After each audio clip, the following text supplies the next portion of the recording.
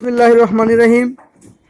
সুপ্রিয় দর্শক, আপনারা দেখতে পাচ্ছেন আজকে আমি সরাসরি উপস্থিত হয়েছি হোমনা উপজেলার হোমনা পোদ্দারপাড়া এবং আজকে যে কাজটির জন্য সরাসরি উপস্থিত হয়েছি ইতিমধ্যে আপনারা দেখতে পাচ্ছেন ক্যামেরার ভিতরে হোমনা পোদ্দারপাড়া জনাব শাহ আলম হুজুর সাহেবের বাড়ির পাশে দিয়ে যে সরু ড্রেনটি বয়ে গেছে দেখতে পাচ্ছেন। রাস্তার পাশে ড্রেনের কি বেহাল দুর্দশা।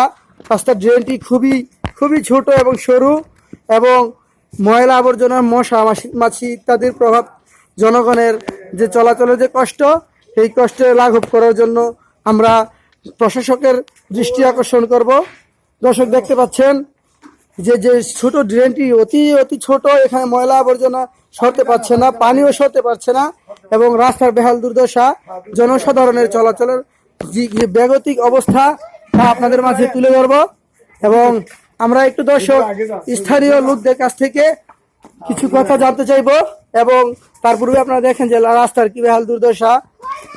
এখান দিয়ে শত শত লোকের যাতায়াতের যে কাজ দেখেন, এখানে জনগণের স্থানীয় যারা বসবাস করে তাদের খুবই ময়লার গন্ধ, দুর্দশা এবং মশা মাছির উপদ্রব।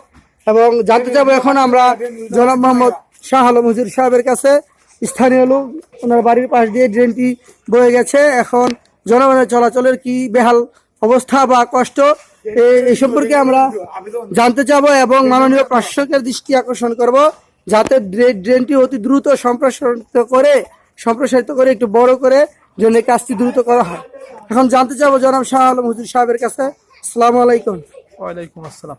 হুজুর সাহেব, তাহলে এই ড্রেনটি নিয়ে আপনাদের চলাচলের কি অবস্থা একটু বলেন তো। এখানে স্কুল, আদর্শ স্কুল, খাদিজা মেমোরিয়াল স্কুল এবং অন্যান্য হাসপাতালের জনগণ এবং ইয়ার বাজারের যে যত জনগণ এখানে শত হাজার লোকের যাতায়াত এখানে আমাদের এই বিঘ্নতা করছে, কারণ ড্রেনের উপর ময়লা উঠে যায় এবং বিভিন্ন সমস্যা দেখা যায়, যাতায়াতের অসুবিধা হয়, যার কারণে অতি দ্রুত আমাদের এই কাজটা থেকে যদি নাকি আমাদের উদ্ধার করা হয় আমরা শত লোক আমাদের উপকৃত হব এবং আমাদের এই কষ্ট থেকে আমাদের লাঘব করার জন্য অতি ত্বরান্বিত ভাবে যেন কাজটা হয় সেজন্য আমি সবনে অনুরোধ করলাম।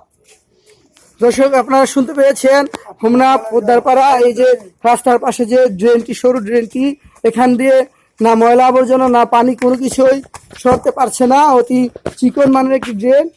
তো আমরা মাননীয় প্রশাসকের দৃষ্টি আকর্ষণ করব যাতে অতি সত্বর এই ড্রেনটি সম্প্রসারিত করে জনগণের কষ্ট লাঘব করা হয়। দর্শক দেখতে পাচ্ছেন ময়লা আবর্জনা সহ পানি সরতে পারছে না এবং রাস্তার বেহাল দুর্দশা এবং পুরো ড্রেনটি এক প্রকার আটকে গিয়েছে।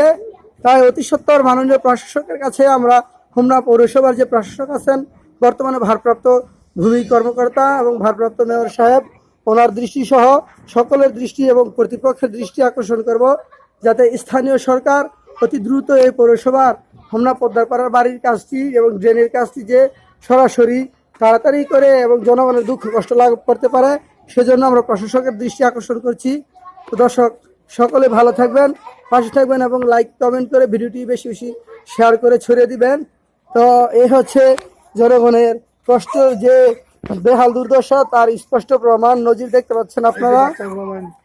এই যে দেখতে পাচ্ছেন বাচ্চা পোলাপান সহ একটু আগে যা আমরা শুনতে পেয়েছি খাদিজা মেমোরিয়াল স্কুল এবং এই যে হোমনা সরকারি স্কুল, গার্লস স্কুল, সকল ছাত্রছাত্রীদের সহ স্থানীয় লোকদের যাতায়াত এখান দিয়ে এবং ময়লা ড্রেনের উপরে উঠে গেছে দেখতে পাচ্ছেন, একেবারে বেহাল দুর্দশা।